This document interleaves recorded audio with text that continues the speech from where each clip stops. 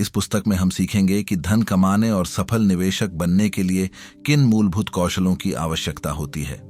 Warren Buffett के अनुभव और दृष्टिकोण से हमें यह समझने को मिलेगा कि केवल भाग्य या अवसर पर निर्भर रहना पर्याप्त नहीं होता। सही व्यवसाय चुनना, आर्थिक मजबूती का मूल्यांकन करना, नेतृत्व की गुणवत्ता पर ध्यान देना, आत्म अनुशासन और मजबूत आदतें विकसित करना तथा दीर्घकालिक सोच अपनाना, यही वे सिद्धांत हैं जो साधारण व्यक्ति को असाधारण सफलता की ओर ले जाते हैं। इस ऑडियो बुक में हम हर अध्याय में इन सिद्धांतों को विस्तार से समझेंगे और देखेंगे कि इन्हें वास्तविक जीवन में कैसे लागू किया जा सकता है। यदि आप अपने वित्तीय भविष्य को सुरक्षित और समृद्ध बनाना चाहते हैं तो यह मार्गदर्शन आपके लिए अनमोल साबित होगा। Chapter 1, choosing the right business. जब कोई व्यक्ति धन कमाने की इच्छा से निवेश की दुनिया में पहला कदम रखता है, तब सबसे महत्वपूर्ण प्रश्न होता है कि किस व्यवसाय में अपना धन लगाया जाए। क्योंकि संसार में असंख्य व्यवसाय हैं, परंतु उनमें से बहुत कम ही ऐसे हैं जो लंबे समय तक मुनाफा देकर हमारे भविष्य को सुरक्षित बना सकें। इसलिए वॉरेन बफेट हमेशा कहते हैं कि निवेश का प्रथम और सबसे बड़ा नियम है सही व्यवसाय का चयन करना। वे समझाते हैं कि जिस व्यवसाय को आप स्वयं सरलता से समझ न सकें, उसकी उत्पत्ति, लाभ, ग्राहक और भविष्य की दिशा को न जान सकें, उसमें निवेश करना अंधेरे में तीर चलाने जैसा है। इसीलिए हमें ऐसे व्यवसाय तलाशने चाहिए जिनका धंधा सरल, स्पष्ट और लगातार मांग वाला हो, जैसे दवाई, भोजन, आवश्यक उपभोक्ता वस्तुएं और बैंकिंग जैसे क्षेत्र। दूसरा महत्वपूर्ण बिंदु यह है कि व्यवसाय बाजार में अपनी एक विशिष्ट पहचान रखता हो, यानी उसकी कोई अदृश्य सुरक्षा दीवार हो जिसे प्रतिस्पर्धी अवरोध कहा जाता है। उदाहरण के तौर पर, यदि किसी उत्पाद में ऐसी गुणवत्ता, स्वाद, विश्वास या परंपरा जुड़ी हो कि उसे छोड़ना ग्राहकों के लिए कठिन हो जाए, तो प्रतियोगी चाहकर भी आसानी से उसे पछाड़ नहीं पाते। तीसरी बात यह है कि उस व्यवसाय के पास मूल्य निर्धारण की शक्ति हो, यानी यदि वह अपने उत्पाद या सेवा के मूल्य में थोड़ा बदलाव करे तो भी ग्राहक उसे खरीदते रहें। ऐसी शक्ति तभी मिलती है जब कंपनी ने उपभोक्ता के मन में गहरी जगह बनाई हो। चौथा पक्ष यह है कि क्या यह व्यवसाय भविष्य में भी प्रासंगिक रहेगा, क्योंकि यदि कोई कंपनी ऐसी चीजें बनाती है जिनकी मांग समय के साथ घट सकती है या जिन्हें नई तकनीक से पूरी तरह बदला जा सकता है, तो ऐसा व्यवसाय जोखिमपूर्ण होता है। पांचवां पहलू यह देखना होता है कि कंपनी की प्रबंधन टीम कितनी ईमानदार, अनुशासित और दूरदर्शी है, क्योंकि अच्छा व्यवसाय भी गलत हाथों में पड़कर नष्ट हो सकता है। वॉरेन बफेट कहते हैं कि प्रबंधन का चरित्र ही कंपनी की दिशा तय करता है। छठी बात यह कि व्यवसाय अपने कारोबार से कमाए धन का विवेकपूर्ण उपयोग करता हो, जैसे लाभांश को फिर से अपने काम में लगाकर आगे और विस्तार करना। सातवीं चीज यह है कि कंपनी ऐसे उत्पाद बनाए जो लोगों की आवश्यकता भी पूरी करें और जीवन में सुविधा भी बढ़ाए, क्योंकि व्यर्थ या फैशन आधारित चीजें अधिक समय टिक नहीं पाती। आठवां नियम यह है कि निवेशक को हमेशा दीर्घकालीन सोच रखकर व्यवसाय में धन लगाना चाहिए, न कि शीघ्र लाभ पाने की लालसा में, क्योंकि बाजार ऊपर नीचे होता रहता है, पर मजबूत व्यवसाय समय के साथ अपनी कीमत सिद्ध करते रहते हैं। बफेट कहते हैं कि यदि आप किसी कंपनी का हिस्सा 10 वर्ष तक रखने को तैयार नहीं हैं, तो उसे 10 मिनट के लिए भी मत लीजिए। अंत में सबसे महत्वपूर्ण शिक्षा यह है कि निवेश विज्ञान कम और समझदारी अधिक है, और समझदारी वहीं उत्पन्न होती है जहां आप समय लगाकर किसी व्यवसाय को पूरी ईमानदारी से जानने समझने की कोशिश करते हैं। इसीलिए सही व्यवसाय चुन लेना ही निवेश में आधी जीत है, और जो व्यक्ति यह कला सीख लेता है उसके लिए धन कमाना कोई कठिन कार्य नहीं रह जाता, बल्कि धीरे धीरे जीवन की स्वाभाविक प्रक्रिया बन जाता है। Chapter 2, economic examination of a business. निवेश की दुनिया में कदम रखने वाले किसी भी व्यक्ति को यह बात समझनी चाहिए कि केवल अच्छा उत्पाद या अच्छा विचार किसी व्यवसाय को सफल नहीं बनाता, बल्कि उसका आर्थिक ढांचा मजबूत होना अनिवार्य है। वॉरेन बफेट बार बार इस तथ्य पर जोर देते हैं कि किसी भी कंपनी की असली क्षमता उसके अंकों में छिपी होती है। इसलिए हमें सबसे पहले यह देखना चाहिए कि कंपनी निरंतर लाभ कमाने में सक्षम है या नहीं। उसकी आमदनी वर्ष दर वर्ष बढ़ रही है या घट रही है। यदि आमदनी स्थिर या बढ़ती हुई मिले तो यह कंपनी की सुदृढ़ अर्थव्यवस्था का संकेत है। दूसरा महत्वपूर्ण पहलू यह है कि कंपनी पर कितना आर्ण है, क्योंकि अधिक कर्ज वाला व्यवसाय अपने लाभ का बड़ा हिस्सा केवल आर्ण चुकाने में ही खर्च कर देता है। ऐसा व्यवसाय लंबे समय में डगमगा सकता है। तीसरी बात यह देखना आवश्यक है कि कंपनी पूंजी के उपयोग में कितनी सक्षम है, यानी कम पूंजी निवेश में अधिक लाभ अर्जित करने की क्षमता कितनी है। यदि कंपनी प्रत्येक रुपया निवेश पर अच्छा लाभ लौटा रही है तो निवेशक के लिए यह अत्यंत अनुकूल संकेत है। चौथा हिस्सा यह है कि कंपनी अपने वास्तविक कारोबार से कमाई कर रही है या बाजार की सनक और एक दूसरे की नकल से। एक टिकाऊ व्यवसाय वही माना जाता है जो ग्राहकों की जरूरत और सुविधा से जुड़ा हो। पांचवा नियम यह है कि कंपनी अपनी कमाई का उपयोग किस प्रकार करती है। क्या वह लाभ को पुनः व्यवसाय में लगाती है, विस्तार करती है, अनुसंधान विकास पर कार्य करती है या केवल दिखावे में व्यर्थ खर्च कर देती है। विवेकपूर्ण धन प्रबंधन ही कंपनी के वास्तविक नेतृत्व को दर्शाता है। छठा बिंदु यह है कि कंपनी के लाभ पर बाहरी परिस्थितियों जैसे मौसम, राजनीतिक हालात या अस्थिर बाजारी घटनाओं का कितना प्रभाव पड़ता है। जितनी कम निर्भरता उतनी अधिक आर्थिक मजबूती। सातवां पहलू यह है कि कंपनी का लाभ भविष्य में कितना सुरक्षित है। क्या उसके उत्पाद आने वाले वर्षों में भी लोगों की जरूरत बने रहेंगे या समय के साथ अप्रासंगिक हो जाएंगे। भविष्य में टिके रहने वाले व्यवसाय ही दीर्घकालीन निवेश के योग्य होते हैं। आठवीं और अत्यंत महत्वपूर्ण बात यह है कि कंपनी अपने निवेशकों के प्रति कितनी ईमानदार है। क्या उसके आर्थिक पत्र स्पष्ट, सत्य और पारदर्शी हैं या केवल चमकीले दावे। वॉरेन बफेट मानते हैं कि अच्छे अंकों के पीछे अच्छा चरित्र होना चाहिए। यदि प्रबंधन सच्चा है तो आर्थिक रिपोर्ट भी वास्तविक होंगी। सार यह है कि किसी व्यवसाय की आर्थिक परीक्षा उसके वर्तमान, भूतकाल और भविष्य तीनों में सफलता का आकलन करने का अवसर देती है। यदि कंपनी ने वर्षों तक अपनी प्रतिष्ठा, लाभ और ग्राहक आधार को कायम रखा है तो उसके पास भविष्य में भी प्रगति की अपार संभावनाएं होती हैं। इसीलिए निवेश कभी भावनाओं में आकर नहीं करना चाहिए, बल्कि ठोस आर्थिक प्रमाणों पर आधारित होना चाहिए। जो निवेशक इस परीक्षा को समझ लेते हैं वे हानि से बचते हैं और समय बीतने के साथ साथ अत्यंत बड़ा लाभ अर्जित करते हैं। यही वॉरेन बफेट का दूसरा महान सिद्धांत है। निवेश हमेशा आंकड़ों और सत्य पर आधारित होना चाहिए, न कि केवल अनुमान या भीड़ के पीछे भागने पर। Chapter 3, management quality. किसी भी व्यवसाय की सफलता केवल उसके उत्पाद या बाजार पर नहीं टिकी होती, बल्कि उसके पीछे काम करने वाली प्रबंधन टीम की गुणवत्ता पर आधारित होती है। वॉरेन बफेट कहते हैं कि व्यवसाय में निवेश दरअसल उस व्यक्ति पर भरोसा करने जैसा है जो उसे चला रहा है। यदि नेतृत्व करने वाले लोग ईमानदार, कुशल और दूरदर्शी हों तो साधारण सा व्यवसाय भी शिखर पर पहुंच सकता है। वहीं यदि प्रबंधन कमजोर हो तो उत्कृष्ट व्यवसाय भी बर्बाद हो सकता है। इसलिए निवेश का तीसरा प्रमुख नियम यह है कि कंपनी की प्रबंधन टीम कैसी है।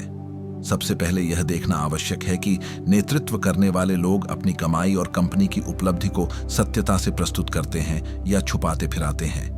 यदि कोई प्रबंधन केवल बड़ी बड़ी घोषणाएं करे लेकिन वास्तविक प्रदर्शन कम हो तो ऐसा व्यवसाय भरोसे लायक नहीं होता। दूसरी बात यह कि क्या प्रबंधन निवेशकों के हित का सम्मान करता है या केवल अपना लाभ देखता है।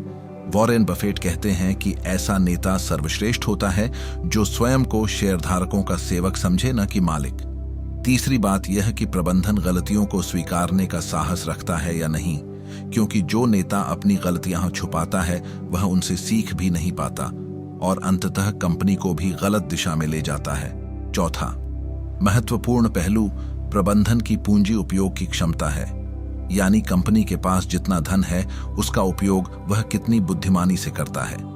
यदि कंपनी पैसे को सही दिशा में लगाकर कारोबार का विस्तार करती है तो वह निवेशकों के लिए शुभ संकेत है। पांचवां बिंदु यह है कि नेतृत्व में दूरदर्शिता होनी चाहिए, यानी वह केवल आज पर नहीं बल्कि भविष्य की दिशा पर नजर रखता हो, बदलते समय तकनीक और ग्राहकों की आवश्यकता को समझकर आगे की तैयारी करता हो। वे कंपनियां जिनका प्रबंधन केवल आज के लाभ पर टिका रहता है वे एक दिन अचानक गिर जाती हैं। छठा नियम यह है कि क्या प्रबंधन अनावश्यक दिखावा और चमक धमक में विश्वास रखता है या सादगी और यथार्थ में।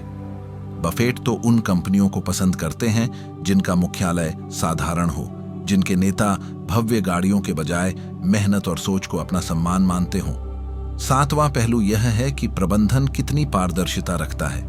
क्या वह हर वर्ष अपने शेयरधारकों को स्पष्ट और सत्य जानकारी देता है कि कंपनी किस दिशा में बढ़ रही है और क्या चुनौतियां हैं। आठवीं बात यह कि प्रबंधन कर्मचारियों के साथ कैसा व्यवहार करता है। संतुष्ट और प्रेरित कर्मचारी ही कंपनी की वास्तविक शक्ति होते हैं। यदि नेता अपनी टीम का सम्मान करे तो टीम भी दिल से काम करती है। अंततः वॉरेन बफेट का मानना है कि निवेश करते समय प्रबंधन के चरित्र की जांच सबसे आवश्यक है, क्योंकि नियत ही नियति को तय करती है। अच्छा प्रबंधन अपने निर्णयों से एक सामान्य व्यवसाय को भी महान बना सकता है, और यही निवेशक के लिए सबसे बड़ा भरोसा होता है। इसीलिए किसी कंपनी में धन लगाने से पहले यह अवश्य परखना चाहिए कि उसका नेतृत्व कितना ईमानदार, बुद्धिमान और जिम्मेदार है। जो व्यक्ति यह समझ लेता है वह गलत निर्णयों से बच जाता है, और उसका निवेश समय के साथ सुरक्षित और समृद्ध होता चला जाता है। Chapter 4, practice self discipline. सफलता का मूल मंत्र केवल प्रतिभा, अवसर या भाग्य नहीं है, बल्कि आत्म अनुशासन है।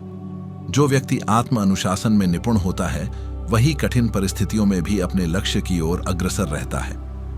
वॉरेन बफेट के अनुसार आत्म अनुशासन का अभ्यास वह शक्ति है जो हमें तब भी अपने कार्य करने के लिए प्रेरित करती है जब मन हतोत्साहित हो, ऊर्जा कम हो या आसपास कोई सहारा न हो। आत्म अनुशासन का अर्थ केवल कठोर नियमों का पालन नहीं, बल्कि अपने निर्णयों, आदतों और समय के सही उपयोग के प्रति ईमानदार रहना है। हर सुबह जब हम जागते हैं हमारे मन में दो विकल्प उत्पन्न होते हैं, आराम करना या अपने लक्ष्यों की ओर कार्य करना। सच्चा अनुशासित व्यक्ति हमेशा चुनता है कर्म के मार्ग को, चाहे वह प्रारंभ में कठिन और असुविधाजनक क्यों न लगे। आत्म अनुशासन का अभ्यास आदतों को जन्म देता है, और आदतें ही हमारे चरित्र और भविष्य को आकार देती हैं। यह केवल दिनचर्या का पालन नहीं, बल्कि लगातार छोटे छोटे प्रयासों के माध्यम से अपने भीतर स्थायी सुधार लाने की प्रक्रिया है। जो व्यक्ति प्रतिदिन अपने लक्ष्य के अनुरूप थोड़ा भी प्रयास करता है वह समय के साथ बड़ा परिवर्तन देखता है। आत्म अनुशासन का एक प्रमुख पहलू यह भी है कि यह बाहरी परिस्थितियों से स्वतंत्र होता है। चाहे वातावरण कैसे भी हो, चाहे चुनौतियां कितनी भी बड़ी हों, अनुशासित व्यक्ति अपने निर्धारित मार्ग पर अडिग रहता है। इसके लिए आवश्यकता होती है स्वयं के प्रति ईमानदारी की, अपने दोषों को स्वीकार करने और उन्हें सुधारने की। आत्म अनुशासन व्यक्ति को सिखाता है कि असफलता और असुविधा अस्थायी है, परंतु लक्ष्य के प्रति निरंतर प्रयास का फल स्थायी और मूल्यवान होता है। यह व्यक्ति को समय प्रबंधन, ध्यान केंद्रित करने और भावनाओं पर नियंत्रण रखने की क्षमता भी प्रदान करता है। वॉरेन बफेट का यह मत है कि किसी भी निवेश या व्यवसाय में सफलता वही व्यक्ति पाता है जो आत्म अनुशासित हो, क्योंकि बिना अनुशासन के बुद्धिमत्ता और संसाधन भी निष्फल हो जाते हैं। अंततः आत्म अनुशासन न केवल वर्तमान कार्यों में सफलता देता है, बल्कि यह व्यक्ति की सोच, चरित्र और भविष्य को भी संवारता है। यदि आप अपने जीवन में स्थायी परिवर्तन चाहते हैं तो प्रतिदिन आत्म अनुशासन का अभ्यास करना आवश्यक है, क्योंकि यह वही मार्ग है जो साधारण व्यक्तियों को असाधारण सफलता की ओर ले जाता है। Chapter 5, build strong habits. सफलता का मार्ग छोटे छोटे दैनिक कार्यों से बनता है, और यही कार्य हमारे आदतों का निर्माण करते हैं। आदतें हमारे जीवन का आधार होती हैं, और यदि हम अपने आदतों को सही दिशा में ढाल लें तो वे हमें लक्ष्यों तक पहुंचा सकती हैं। वॉरेन बफेट के अनुसार आदतें किसी बीज के समान होती हैं। यदि हम उस बीज को निरंतर पानी और पोषण देंगे तो वह बड़ा वृक्ष बन जाएगा। इसी प्रकार यदि हम सकारात्मक और उत्पादक कार्यों को प्रतिदिन दोहराएंगे तो वे हमारे जीवन का स्थायी हिस्सा बन जाएंगे। आदत बनाना 3 मुख्य चरणों में होता है: संकेत, क्रिया और पुरस्कार। उदाहरण के लिए, यदि सुबह उठकर जल पीने की आदत डालनी है तो इसका संकेत अलार्म बजे, क्रिया जल पीना, और पुरस्कार ताजगी और ऊर्जा का अनुभव होगा। आदतों को जोड़ने का सबसे सरल तरीका है उन्हें किसी संकेत या नियमित समय से जोड़ना, जैसे पढ़ाई से पहले डेस्क को व्यवस्थित करना, व्यायाम के लिए बैग रात को तैयार रखना या रात में फोन अलग रखकर सोना। प्रारंभ में आदतें कठिन और असुविधाजनक प्रतीत होती हैं, लेकिन 21-30 दिन तक लगातार अभ्यास करने पर वे हमारे लिए स्वतः स्फूर्त हो जाती हैं। गलत आदतें भी इसी प्रक्रिया से बनती हैं, जैसे ऊब या बोरियत में फोन या गेम का प्रयोग। इसलिए अपने पर्यावरण को इस तरह व्यवस्थित करें कि आपकी आदतें बाधित न हों। यदि आप मजबूत आदतें बना लेते हैं तो आपका मन और शरीर स्वाभाविक रूप से उन्हें अपनाने लगते हैं। आदतें केवल व्यक्तिगत कार्यों तक सीमित नहीं रहती, वे हमारी पहचान बन जाती हैं। यदि आप रोजाना पढ़ते हैं तो आप एक अध्ययनशील व्यक्ति बन जाते हैं। यदि नियमित व्यायाम करते हैं तो आप स्वास्थ्यपूर्ण जीवन के अनुयायी बन जाते हैं। छोटे कदमों से शुरुआत करना महत्वपूर्ण है। एक दिन में पूरी किताब पढ़ने का लक्ष्य न रखें, पहले 10-15 पृष्ठ ही पर्याप्त हैं, लेकिन रोजाना करें। अपनी प्रगति का लेखा जोखा रखें, अपने प्रयासों की सराहना करें ताकि मनोबल बना रहे।